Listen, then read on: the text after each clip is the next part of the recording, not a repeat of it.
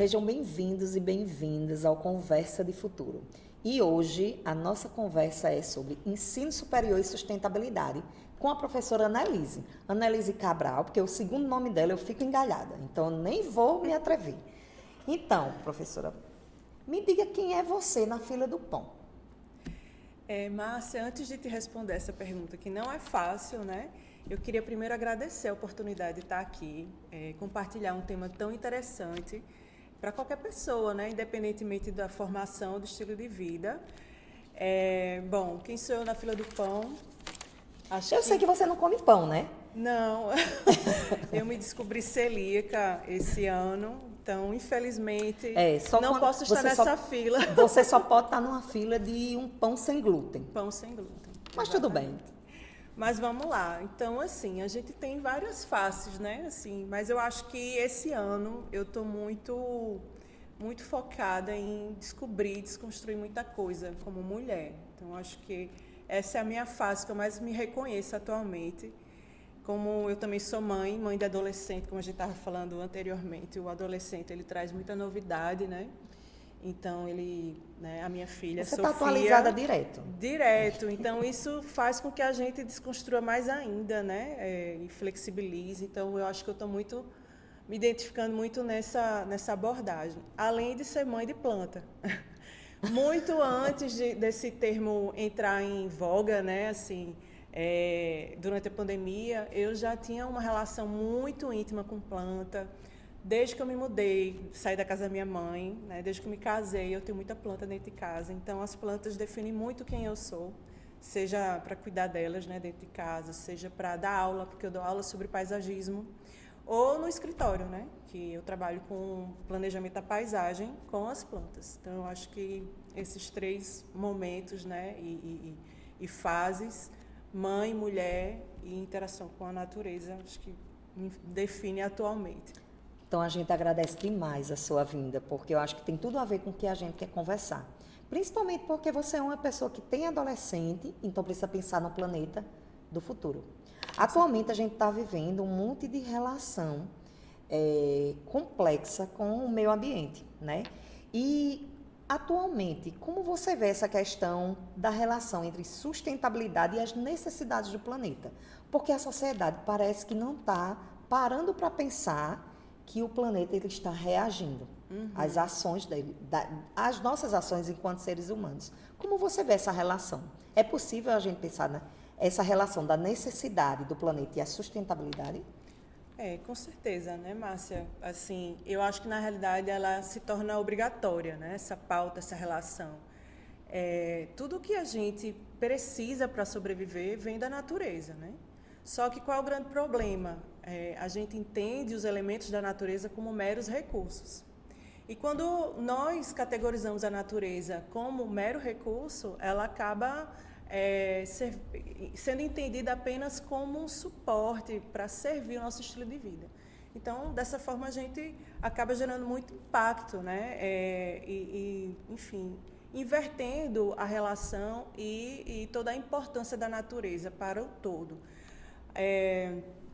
Então, assim, eu acho que deveria definir, inclusive, a forma como a gente vive, consome, trabalha, né? Toda essa questão do respeito para com o meio ambiente, porque a forma como a gente vem conduzindo, né, é uma forma extremamente predatória. Então, a gente já está vendo vários alarmes e vários eventos climáticos extremos, né?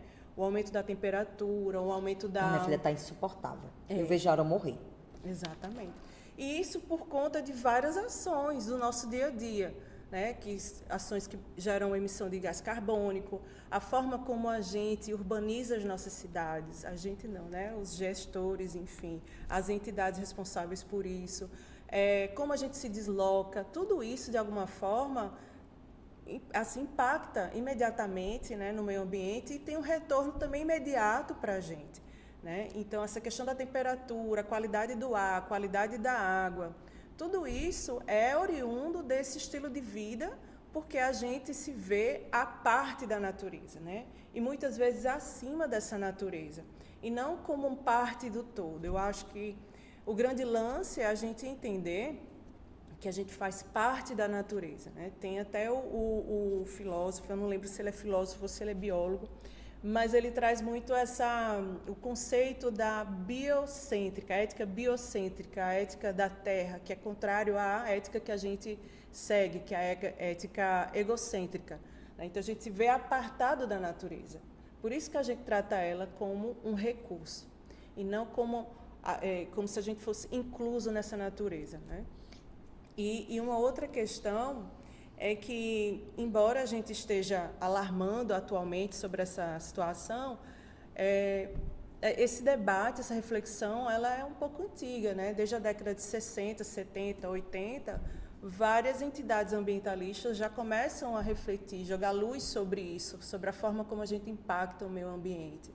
E no meio disso, nasce o conceito, oficialmente falando, né, o conceito de desenvolvimento sustentável. No relatório de Brundtland, em 1987. Já fica aí uma dica, né, para o aluno que está nos assistindo. Né? Ótimo, porque aí já vão pegando aí as informações. E aí esse conceito da sustentabilidade prevê, na verdade, é entendido como um suporte, né, uma forma de suportar as necessidades da vida humana, sem terminar os recursos naturais e sem comprometer as gerações futuras, né? E essa minha pergunta me fez lembrar de uma entrevista que eu assisti de um arquiteto que eu acho muito bacana, que é o Michael Reynolds. Ele fala assim, que ele estudou em uma das melhores faculdades dos Estados Unidos. Ele era um super estudioso, ele seguiu todos os protocolos, ele era apaixonado por desenhar, por obra, mas ele percebeu que o que ele aprendeu não tinha nada a ver com a necessidade do planeta. Ele viu que a formação, o profissional arquiteto e urbanista, ele não estava ligado com as pautas atuais, né? Então, aí ele reforça, o petróleo está acabando, a água está acabando, a gente está no meio de uma crise climática, o aumento populacional. Então, ele faz esse alarde e diz assim, que a gente tem que fazer algo agora mesmo. E aí ele finaliza dizendo, amanhã de manhã. Então, isso assim, eu achei super interessante, que é justamente puxar para si, enquanto indivíduo, ser humano, mas também como profissional, a responsabilidade de lidar com o meio ambiente. Então, para mim, finalizando aqui, eu acho que é impossível a gente pensar na saúde do planeta sem pensar na urgência da sustentabilidade. Entendi. Você estava falando e eu estava lembrando há muito tempo eu vivo numa guerra com a balança. Então, uma das nutricionistas que eu tive, ela falou assim, você vai comer o que vem da terra. E quando ela disse isso, eu disse, meu Deus, eu vou comer o quê? Porque imediatamente já veio a imagem de supermercado. Então, se não é no supermercado, o que é que eu vou comer? Né? E aí, depois, ela foi falando das raízes, de tudo que não era industrializado. Porque o que ela queria era que eu deixasse de comer o que era industrializado. Mas isso está tão intrínseco na gente, né? A nossa relação com esse meio é muito distanciada. Você falou da década de 80, que já vem essa discussão. Eu nasci no final da década de 70. Então, eu estava ali entre 80 e 90, um período assim que estava formando minha personalidade e tudo mais. E eu lembro demais de discussões do tipo o buraco na camada de ozônio. Então, era a conversa do momento naquela época, né? E hoje ainda permanece cada vez mais piorando. Naquela época, a gente não sentia tão agressivamente os efeitos, mas agora a gente está sentindo. Uhum. Essa sustentabilidade que a gente fala, a ideia de sustentabilidade, a gente ouve muito, pelo menos eu vejo muito, hoje em dia, várias pessoas falando sobre isso, mas quais são os desafios de ter uma vida efetivamente sustentável, na sua opinião? São diversos, né? Desafios são enormes. Mas eu acho que o maior desafio que a gente tem que começar, né, a repensar é Tudo bem. Uma mudança de paradigma, né? De comportamento, tanto individual como enquanto coletividade e sociedade. Né? Então, eu acho que a gente tem que chamar para si a responsabilidade do nosso impacto sobre o planeta, né? Mas eu acho que essa responsabilidade ela tem que ser primeiramente encabeçada pela cadeia de agentes que formam as indústrias, as fábricas, o agronegócio, a expansão urbana, porque são agentes que determinam ou condicionam a forma como a gente consome e vive. E é uma forma de consumir, um estilo de vida bem predatório, né? Então, é aquilo que a gente estava conversando. A gente acaba sendo condicionado a buscar apenas se deslocar pelo carro, né? Então, qual é o grande problema disso tudo, né? A questão é que, pelo menos isso é muito discutido no nosso campo aqui de arquitetura e urbanismo, quando a gente tem uma cidade só focada no carro e a gente esquece que existem outros modais, por exemplo, a bicicleta, andar a pé, que são modais que a gente chama de modais ativos, né? Modais com baixa ou nenhuma emissão de gás carbônico. Mas o que a gente tem? A gente tem uma cidade que é muito focada para o carro, no carro. Preparada para isso, né? Para o carro, né? E no carro. E o problema disso é porque o automóvel, ele além de ter um impacto imediato, né, no ar, porque ele tem, assim, não lembro aqui a parcela, mas é uma parcela significativa de emissão de monóxido de carbono, né? Além do que, quando a gente fala de sustentabilidade, não é só na parte ambiental, mas na parte econômica e social também. Nem todo mundo tem condições de ter um carro. Então, quando uma cidade ela é planejada apenas para o carro, a gente acaba excluindo uma parcela da sociedade que, às vezes, precisa de um transporte e, por não ter o foco no transporte, de ter um transporte que não tem qualidade, enfim. Então, a gente acaba também mirando em problemas de exclusão social. Mas, enfim, por quê? Porque a gente tem que primeiro, assim, eu acredito, né, que a cadeia desses agentes que realmente influenciam o nosso estilo de vida e a forma como a gente consome, tanto produtos como serviços, eles têm que puxar para si também essa responsabilidade de repensar estratégias e soluções mais sustentáveis. Porque aí a gente recebe um outro condicionamento, né? Porque, assim, o comportamento individual, ele é também condicionado pela cultura vigente, né? E pela condição que as empresas e as indústrias nos colocam.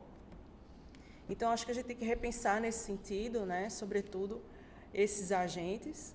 Eu acho que uma outra questão, um outro desafio é a gente equalizar, né? A gente está no meio da busca por tanta tecnologia e às vezes a gente esquece dos saberes ancestrais, né? Então, os nossos ancestrais, eles tinham uma relação mais ética e mais aproximada com a natureza.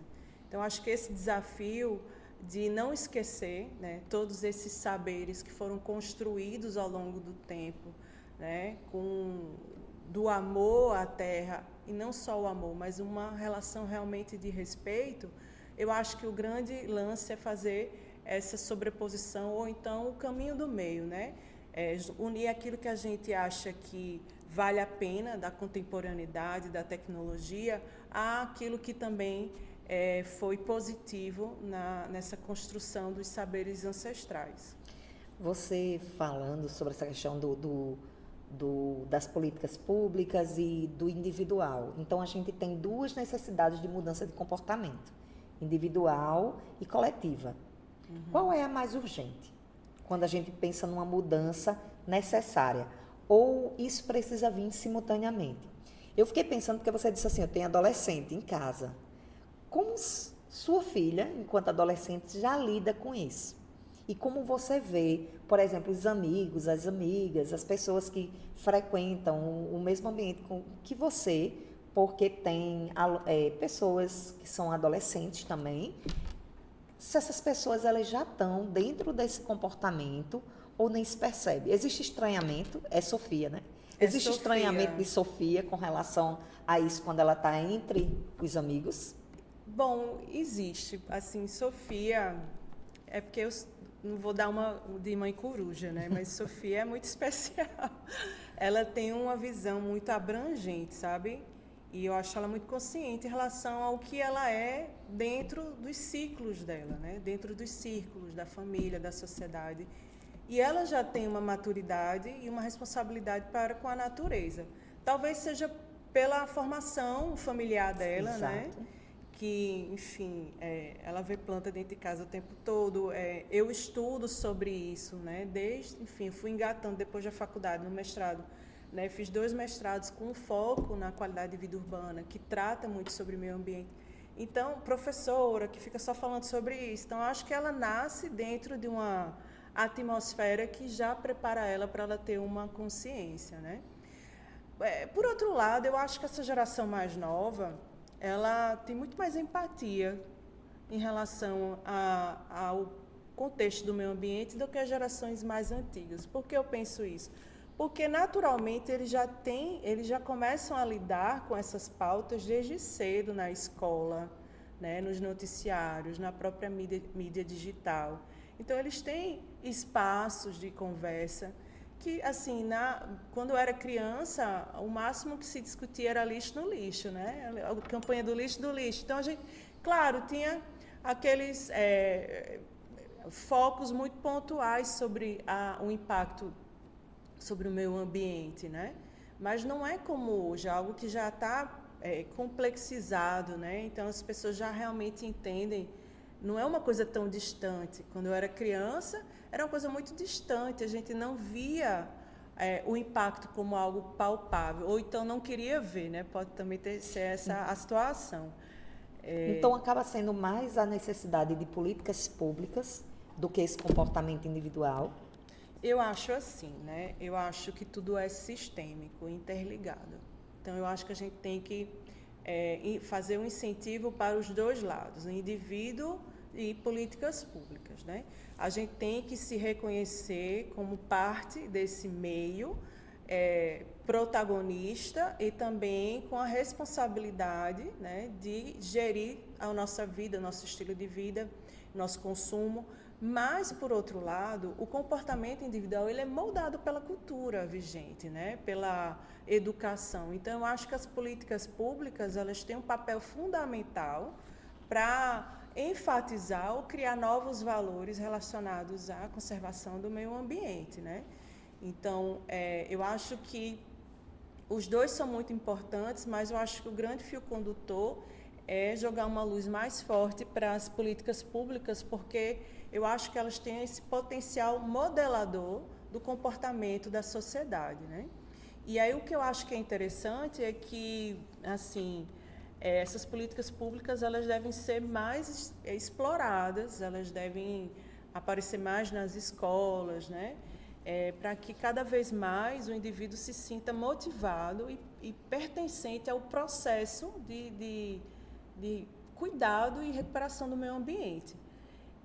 E eu acho que, assim, uma coisa retroalimenta a outra, né? Então, para que a gente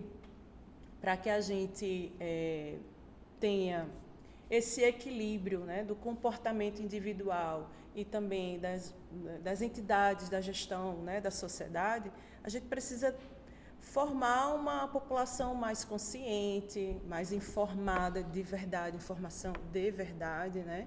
Para que elas possam, inclusive, saber votar melhor, né? Colocar pessoas que consigam segurar as pautas ambientais de forma permanente, porque às vezes a gente tem um governo que é pró, outro que é contra. Isso. E aí fica uma coisa costurada, né, cheia de retalhos, e a gente não tem uma evolução nessa perspectiva, né? Então, eu acho que consciência, informação e apostar nos dois campos igualmente. Então, professora, falando um pouco sobre sua área propriamente dita, né? Então, entrando aí na arquitetura e urbanismo.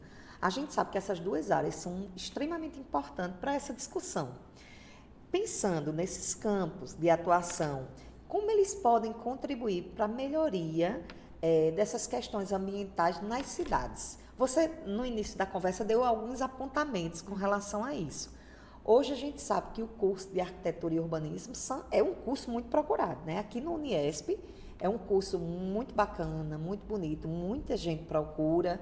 Então, a gente tá vendo, sendo formado o tempo todo, arquitetos, arquitetas, né, urbanistas, trabalhando nessa perspectiva. Você trabalhando na perspectiva da arquitetura e do paisagismo, né? Como essas áreas, né, podem contribuir nessa melhoria das cidades? Olha, a arquitetura, o urbanismo e o paisagismo e outras, né, atmosferas dentro do curso são ferramentas assim, incríveis de transformação ambiental, cultural, econômica de uma cidade, né? Quando esses campos estão alinhados às pautas ambientais, às agendas ambientais, a Agenda 2030 e as ODSs, lembrando que as ODS são os Objetivos de Desenvolvimento Sustentável propostos pela ONU, né? Então, quando a gente tem esse alinhamento, a gente consegue mitigar uma série de impactos gerados pela urbanização intensa. Então, a gente está enfrentando uma série de problemas relacionados ao aumento da ilha de calor, aos problemas de gestão da água da chuva, né? A drenagem não está suficiente para suportar a água da chuva, poluição atmosférica, poluição das águas dos rios urbanos, né? Então, esses campos ajudam a mitigar esses problemas comuns na maioria das cidades, né? E, além de mitigar esses problemas, essas ferramentas, que eu chamo a arquitetura como uma ferramenta, né, podem também ampliar a qualidade de vida da população e da cidade como um todo. No campo do urbanismo, por exemplo, se a gente foca numa mobilidade mais sustentável, né, trazendo aí o transporte público, ou até mesmo, como eu falei, a questão da bicicleta ou andar a pé, que são os modais de baixa emissão de carbono, eu acabo trazendo uma cidade mais sustentável, mais inclusiva e mais democrática.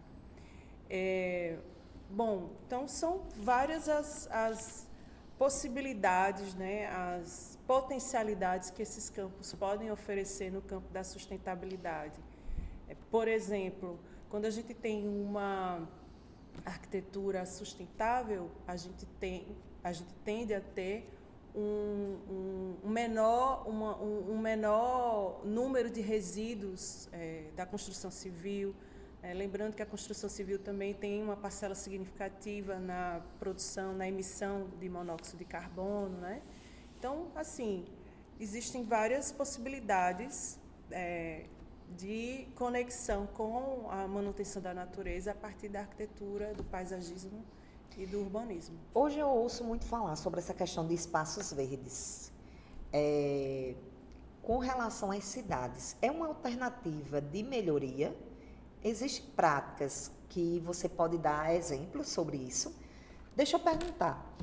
Aqui em João Pessoa vem sendo criado vários parques, né? Uhum. A gente tem ali no Bessa, Parque Paraíba 1, 2, 3, não sei quanto. Tem um parque também agora, uma área dessa nos bancários. Sim. Essas áreas são consideradas esses espaços verdes? Sim, sim. Então, são espaços livres verdes, com um potencial incrível de sustentabilidade, né? E ambientais, né? Um potencial ecológico significativo para a cidade. Então, quanto mais área verde uma cidade tem, mais biodiversa é essa cidade, por exemplo. Quanto mais área verde, inclusive área verde de forma conectada e não isolada, né? Quanto mais conectadas estão as áreas verdes, mais potencialidades essas áreas podem oferecer para a cidade. Então, existem alguns conceitos na literatura, e não só na literatura, né? Extrapolando aí a academia, as próprias COPs, né? As conferências climáticas, utilizam muito termos como soluções baseadas na natureza, né, que são um conjunto de ações que reforçam a conservação da natureza pelo próprio modelo que a natureza pode nos oferecer, né? Então, uma dessas ações, né, das soluções baseadas na natureza são as infraestruturas verdes, que são espaços vegetados permeáveis, arborizados, ou até mesmo com corpos hídricos, que funcionam como ferramentas infraestruturais, melhorando aí a temperatura local, a temperatura de superfície e, consequentemente, a temperatura de ambiência. Ajuda também a gerir melhor a água da chuva.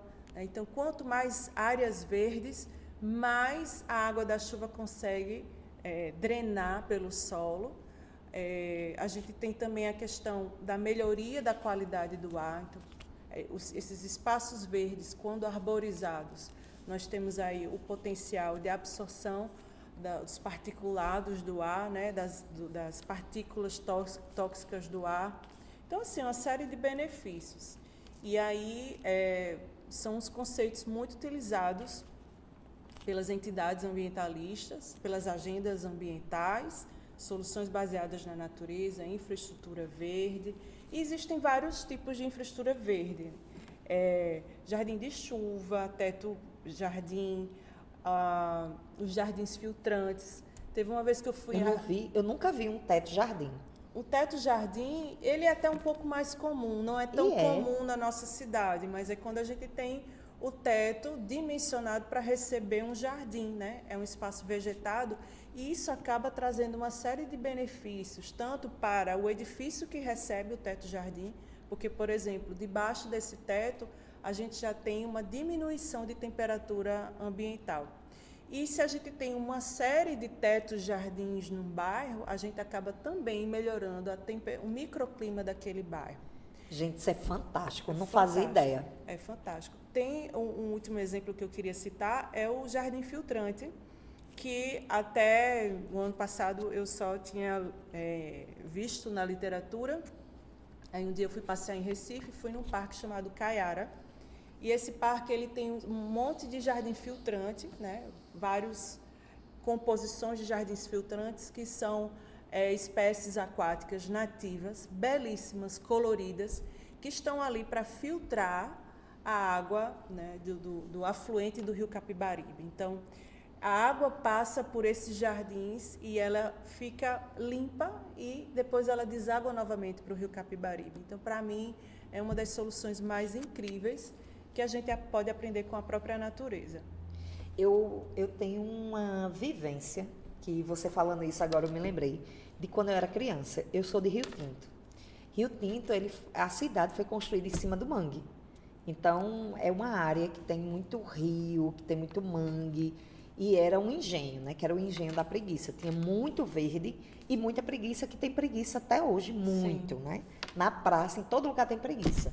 Inclusive, acho que uma das últimas vezes que eu estive lá, a preguiça estava passando no meio da rua. E eu cresci fazendo isso, parando para ir pegar a preguiça e botar na árvore de novo para ninguém pegar ela. O que é que acontece? Eu morava numa rua que do outro lado era mato, era só verde. E toda manhã era um cheiro maravilhoso de eucalipto, porque eucalipto foi a alternativa que encontraram na época para sugar por conta dos rios. Uhum. Na década de 80, a fábrica fechou. E antes de começar, dela fechar efetivamente, começou a venda de partes da fábrica para a usina. Então, eles começaram a derrubar o eucalipto e construir canavial. Gente, era totalmente diferente o ar. Uhum. Então, a gente sentiu muito isso. A gente acordava e tinha um cheiro da manhã completamente diferente, que eu nunca mais senti. E quando a gente foi envelhecendo e vendo, aí era aquela fuligem da queima da cana-de-açúcar. Era o tempo todo a cana, o ambiente completamente poluído. Mudou drasticamente. Mas quando a fábrica se instalou, o primeiro feito foi essa questão dos eucaliptos. E era muito bom. Outra coisa que eu me lembrei quando você estava falando é que no Parque Paraíba, que é um parque que eu frequento mais, além de ter dado uma vida, cresceu muito a questão da sociabilidade. Total. Menina, olha, é assim, a comunidade que planta. Uhum. Então, eu vejo que a comunidade planta, a comunidade toma conta.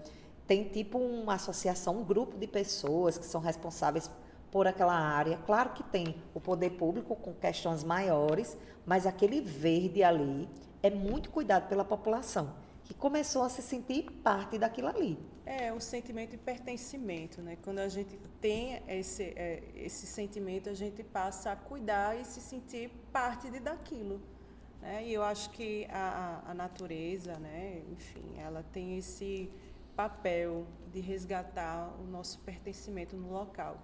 Quando você me falou da história dos jardins no prédio, esse é um exemplo de arquitetura verde que se fala. A arquitetura verde, o que é que a gente pode pensar como elemento desse conceito, dessa abordagem?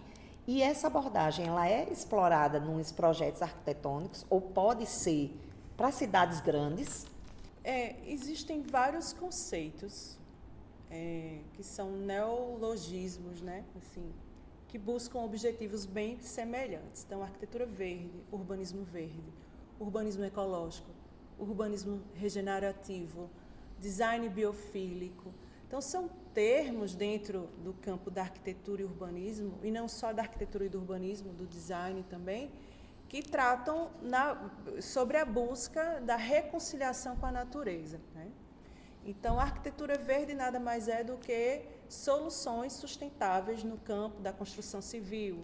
Ou quando a gente fala arquitetura, ela expande, né? Porque a arquitetura é o edifício construído, né? Mas arquitetura e urbanismo verde são a adoção de estratégias sustentáveis justamente para diminuir esse rompimento que a cidade fez com a natureza. E existem diversas estratégias. No campo da arquitetura, a adoção de... Existem, na realidade, técnicas vernaculares e técnicas mais high-tech. As técnicas vernaculares são o resgate de alguns elementos construtivos antigos, né? Locais, então o tijolo ecológico, as paredes de terra batida, ou até mesmo, né, numa versão mais tecnológica, a utilização de tetos solares, né, tetos captadores de energia solar, o reaproveitamento da água da chuva. Então, existem várias soluções que, sim, podem ser aplicadas tanto na escala do edifício como na escala da cidade. Na escala da cidade tem muito a ver com os conceitos que eu falei anteriormente, né, as infraestruturas verdes, que são aquelas que vão utilizar a própria estrutura da natureza para mitigar os impactos ou até suprir as necessidades cotidianas de uma cidade. Professora, pensando, a gente discutiu, falou muito sobre arquitetura, mas pensando em paisagismo, agora, que eu sei que paisagismo parece que é o seu coração, não é? Dentro dessa arquitetura, dentro dessas discussões, acho que paisagismo está aí dentro de você como professora, como pessoa, como empreendedora, né? Também. Então, como a gente pode adotar soluções mais ecológicas, como o uso de plantas nativas, na construção desses espaços urbanos que respeitem o meio ambiente e que também favoreçam a biodiversidade? As pessoas buscam muito isso. Olha, Márcia, algumas sim, né? E a gente fica muito feliz quando a gente encontra alguém que já tem essa consciência de entender que o paisagismo, ele transcende a ideia de que ele é usado só para embelezar o espaço, né? Ele, na realidade, ele é uma ferramenta de transformação ecológica. Então, já existem alguns clientes, né? E, enfim, vários profissionais conscientes da importância da utilização de espécies nativas. Então, a gente tem que respeitar as plantas, a flora daquele local onde vai receber o jardim ou a intervenção, né? Então, por isso que a gente tem que conhecer um pouco sobre o bioma local, o ecossistema, e respeitar essa flora, né? E aí a gente faz isso justamente especificando plantas próprias daquela região. Por quê? Porque essas plantas já estão mais adaptadas ao solo, ao regime de chuva, à qualidade daquele ar e a questão da fauna, né? Já tem uma relação simbiótica muito forte com os polinizadores e demais animaizinhos da fauna. Então, isso é muito importante. Além do mais, as espécies nativas, elas não desencadeiam, elas não não geram desequilíbrio, né, na cadeia ecológica. Pelo contrário, elas favorecem a biodiversidade local. E uma outra coisa que eu gosto muito de reforçar, que eu aprendi junto com um livro incrível que se chama Paisagismo Sustentável no Brasil, do botânico paisagista Ricardo Cardim, que ele fala o seguinte, que a importância de utilizar espécies nativas é também para que a gente possa ter uma descolonização da paisagem, né? E aí a gente, quando entende a paisagem como um bem coletivo, né, e aí a flora local ela é um elemento muito rico para isso, a gente consegue se reconhecer nessa paisagem. Então a gente consegue se identificar como brasileiro, nordestino, paraibano. Isso é tão real que quando a gente vê, né, enfim, a gente está passeando e vê um ipê amarelo, um cajueiro, uma cajazeira, uma bromélia. Ai, os ipês são lindos demais. Não é? Então a gente evoca uma memória afetiva e a gente se conecta e sabe muito bem aonde está a partir da flora que a gente vê. Então eu acho que essa potencialidade de fomentar a cultura a partir da flora local, ela é muito importante, né? E eu acho que é isso. Quanto mais a gente explorar uma diversidade de espécies e uma diversidade de tipologias, porque a gente tem árvore, palmeira, arbusto, forração, trepadeiras, que são os estratos vegetais, né? Então, quanto mais uma praça, um jardim tiver essa variedade tipológica e de espécies, mais biodiverso aquele lugar vai ser. Mais cheiros ele vai ter, mais frutos, mais cores. Então, a gente acaba tendo um jardim produtivo, ao contrário do que, às vezes, a gente encontra bastante, inclusive nos espaços públicos.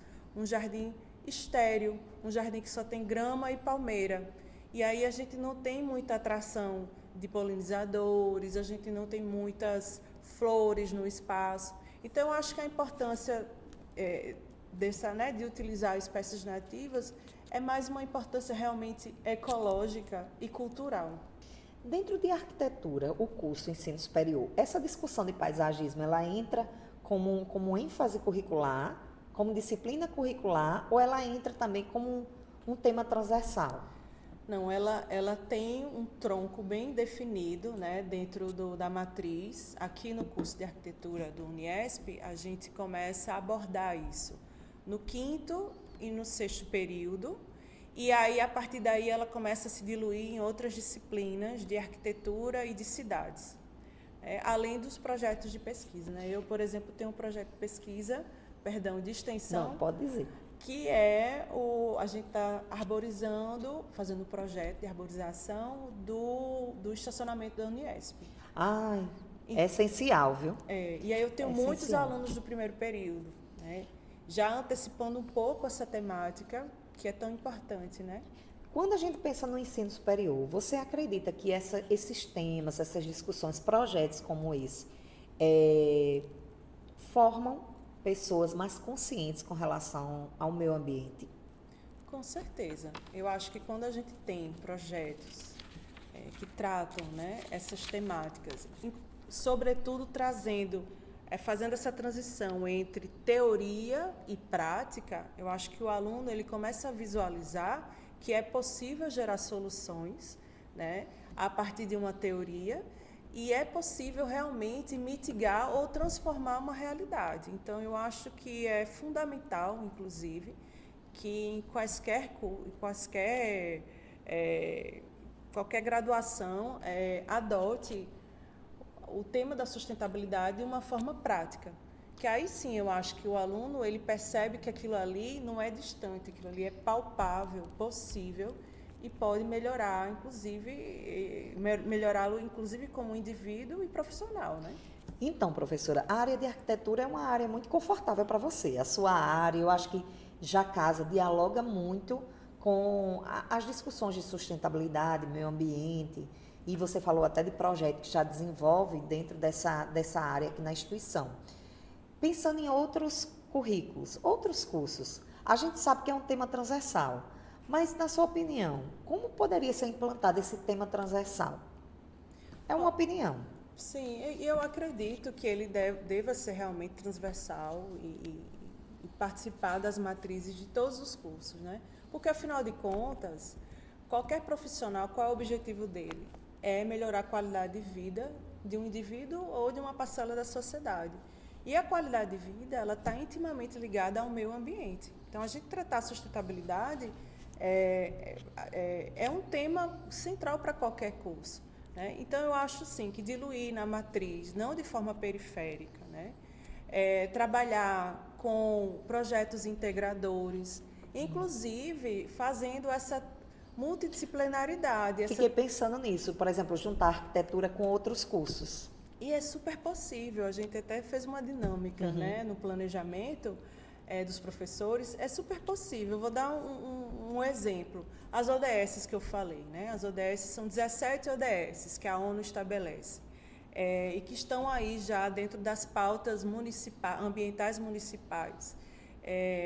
Se a gente pega a ODS número 2, que é erradicação da fome e agricultura sustentável, esse tema pode ser um projeto integrador que conecte vários cursos: arquitetura, urbanismo, engenharia ambiental, farmácia, nutrição, agronomia, vários. Muita coisa. Então, eu acho que se a matriz curricular trabalhar com a ODS, porque são 17 que exploram temáticas diversas, desde a ação de mitigação climática até igualdade de gênero, né? Então, eu acho que tem como trazer, inclusive como metodologia, para facilitar a criação de projetos integradores, projetos de extensão, e também trazer um certo protagonismo para essa temática dentro do currículo.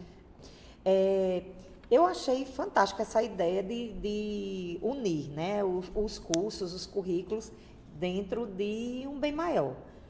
Mas a instituição, como um todo, quando a gente pensa em instituição,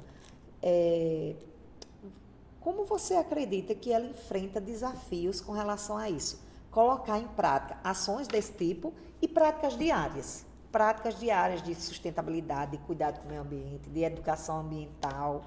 Como você vê isso em termos institucionais? Olha, eu vejo que são enfrentamentos reais, né?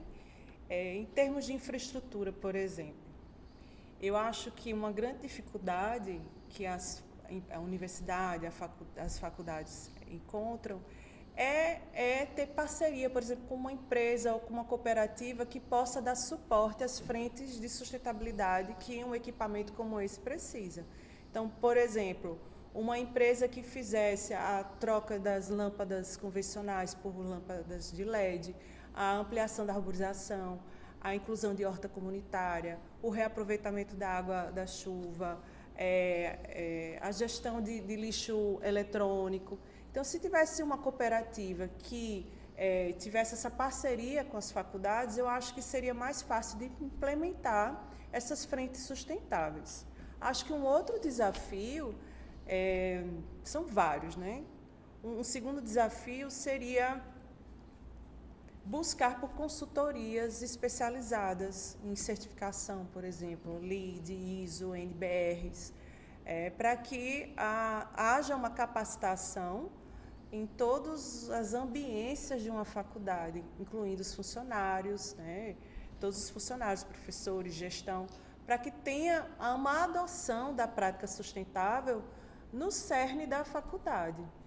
Vejo outra fragilidade também, que é a nível curricular, né? Eu acho que um grande desafio é como colocar a sustentabilidade, projetos de extensão, enfim, metodologias, práticas, dentro de um currículo que tem uma carga horária definida, que a gente já sabe que tem uma definição, né? Então, como colocar esse tema tão transversal, mas que às vezes a gente não tem carga horária para fazer essa distribuição. Exatamente. Ele acaba tendo que entrar dentro de uma outra disciplina, dentro de um conteúdo. Pois é, então acho que seria muito bacana essa modelagem curricular para agregar isso, inclusive essas frentes sustentáveis, né? essas soluções de infraestrutura, de transição do convencional para o sustentável, poderia vir dos alunos, de projetos de extensão, curricularização, que gerassem as soluções para que as empresas executassem. Então, acho que seria uma troca muito interessante, uma parceria muito interessante. Quando você falou, eu tinha até pensado, uma das perguntas que eu tinha formulado era justamente sobre tecnologia e inovação. Se a tecnologia, por exemplo, cursos tecnológicos, cursos de sistemas e outra, a vivência da gente com os jovens que vivem, né, na internet, no computador o tempo inteiro, se essa área de tecnologia e criatividade, como ela poderia, inovação, aliás, tecnologia e inovação, como ela poderia se juntar a essa busca de soluções para o meio ambiente? Dentro dessas que você falou, você consegue pensar ou já viu algum caso que a tecnologia atuasse diretamente? Já, a gente tem aí, por exemplo, no campo da arquitetura, ela se conecta bastante, por exemplo, sistemas de informação, tecnologia da informação com arquitetura, gerando aplicativos para cidades inteligentes. Gente, é fantástico. É um mundo que se abre, né? Muito fantástico. Então, eu acho que há, sim, um espaço interessante para essa conexão, né? Entre abordagens de cursos tecnológicos, porque é isso que a gente precisa, né? A gente precisa, primeiro, despertar curiosidade, gerar essa demanda por soluções criativas para que a gente saia da mesmice, né? Para que a gente tenha alternativas outras de viver esse mundo sem gerar tantos impactos. Você falou uma coisa bem interessante que seriam as parcerias. Aí você disse assim, as parcerias seria bom a certificação, porque ele vinha conscientizado e tudo mais. Quando a gente pensa nessa certificação, a gente pensa muito na educação, né? Na ideia da educação. Você acredita ou você visualiza que o nosso trabalho diário como educadora, a gente consegue fazer isso na nossa diária, independente disso, já trabalhar essa perspectiva da conscientização com esses alunos? Eu acho que sim. Eu vou tomar como partido a minha experiência, né? Então, como dentro do curso eu trabalho muito com essa temática da sustentabilidade, então a gente já introduz, por exemplo, a disciplina de arquitetura paisagística já com viés ecológico, da sustentabilidade. Dentro do curso, a sustentabilidade ela é uma temática que atravessa praticamente todas as disciplinas, até porque ela passa a ser uma diretriz quase que obrigatória quando a gente vai fazer um projeto, né? Então, a gente tem, por exemplo, a lei obrigatória da acessibilidade, todos os espaços têm que ser acessíveis, né? Isso é por lei federal.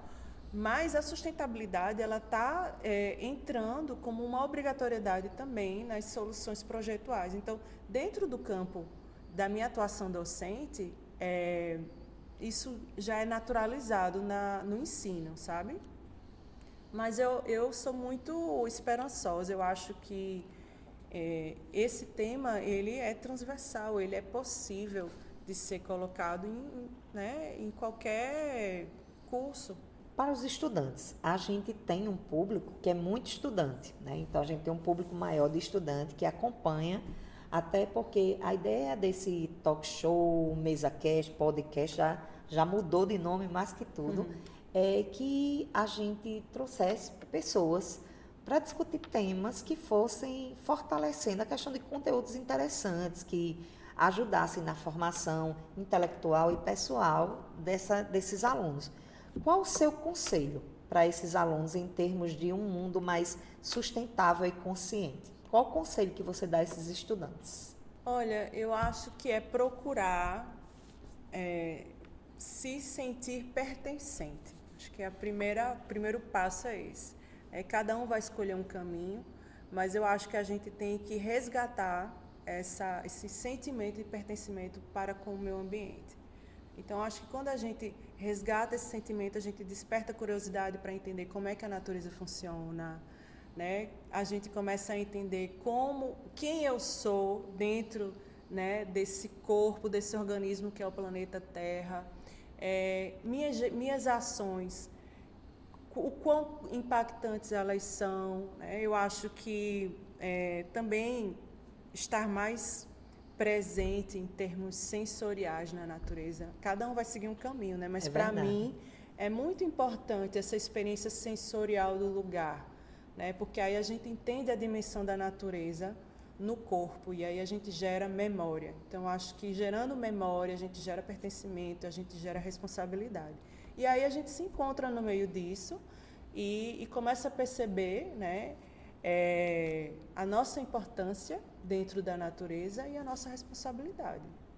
Professora, dentro dessa discussão todinha, dentro do Conversa de Futuro, a gente tem um quadro final que é o insight. E esse insight, geralmente, a gente joga alguma palavra para que a pessoa convidada, ela dê um conselho, ela dê uma sugestão, ela complemente, mas tem tudo a ver sempre com a discussão. Hoje, nós pensamos em termos que a gente ouve falar, mas a gente não conhece muito. Só para você conceituar, pode ser? São 10 palavrinhas rápidas. Claro. Então, vamos lá. A primeira dela é pegada ecológica. O que é pegada ecológica? A pegada ecológica é uma métrica que se traduz no tanto que a gente consome de recursos naturais, né? O quanto a gente consome de recursos naturais. Ou seja, quanto mais recursos naturais a gente consome, maior é a pegada ecológica. Certo? E a gente precisa lembrar que a gente só tem um planeta. Perfeito. Economia circular. Tá, a economia circular é um modelo de desenvolvimento em que a gente tende a reaproveitar. Tipo reciclar. Reciclar, exatamente. Então, é um modelo de desenvolvimento em que a gente se torna mais consciente, tentando reaproveitar o produto ou ter um consumo mais consciente. Entra nessa economia circular,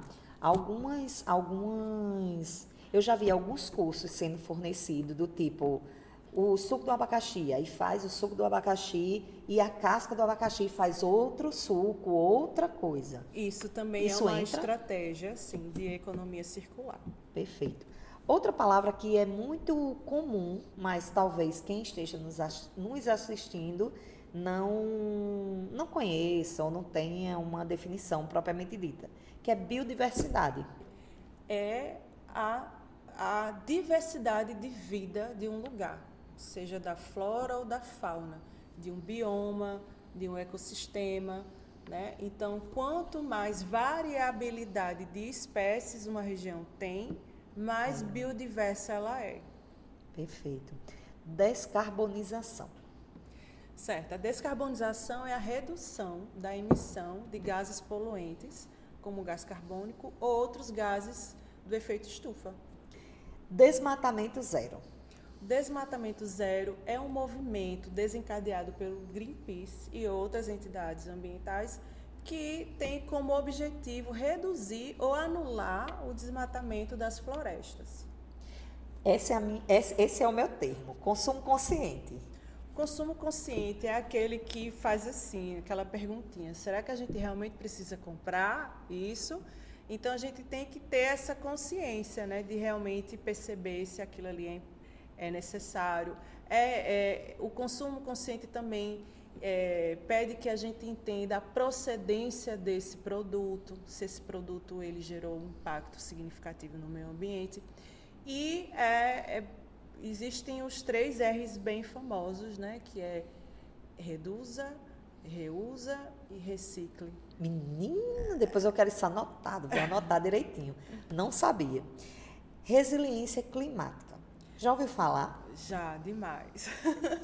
Resiliência climática é quando se tem um preparo para atravessar um problema extremo, no caso climático, atravessar esse problema compreendendo, fazendo a gestão desse problema e também gerando soluções para mitigá-lo. Entendi. Eu não sei se as duas palavras, porque a gente procura nos termos, né? Eu coloquei economia de baixo carbono. Tem a ver com descarbonização ou é outra perspectiva? Então, os dois termos são bem semelhantes, né? Então, é um modelo de economia que opta por serviços ou infraestruturas que emitam baixo ou nenhum gás de efeito estufa, né? Então, elas acabam dialogando muito. Sim. Professor, e desigualdade ambiental?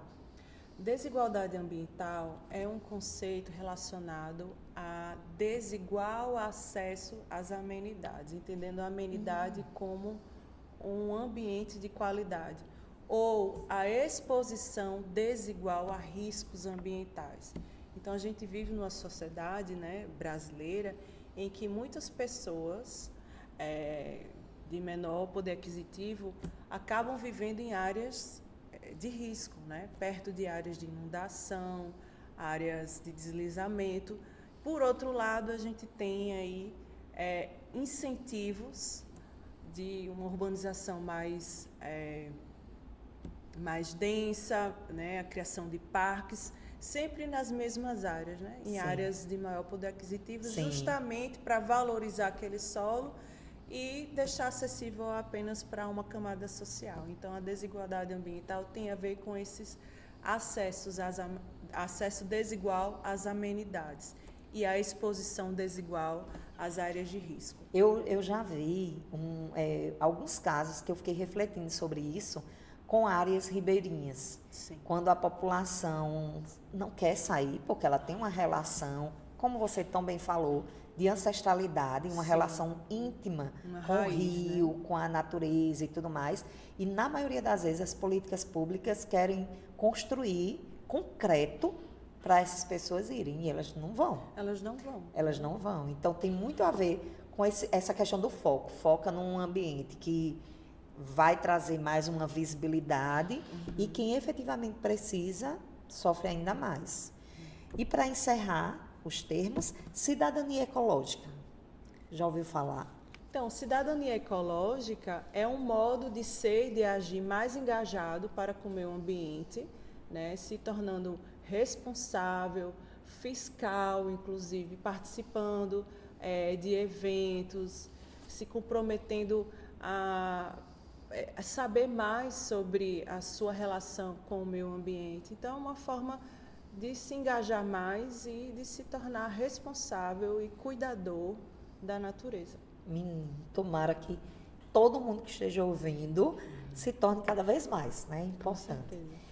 Professora, muito obrigada por ter vindo, por ter disponibilizado do seu tempo, do seu conhecimento.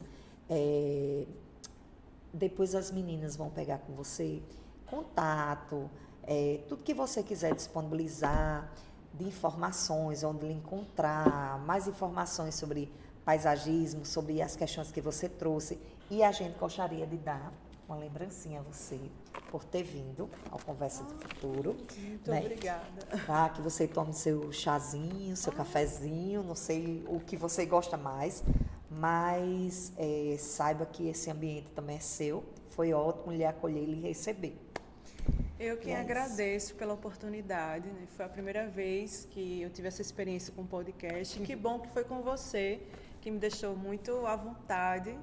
E, assim, espero ter contribuído. Né? Contribuiu demais, muito. Então, queria agradecer demais a você e a sua equipe. Né? Foi fantástico. Obrigada. Muito obrigada a todos e todas que estiveram presentes. Muito em breve a gente estará disponibilizando outros episódios, outros temas. Quem quiser deixar sugestão, trazer suas opiniões sobre a discussão, nós vamos adorar ouvir.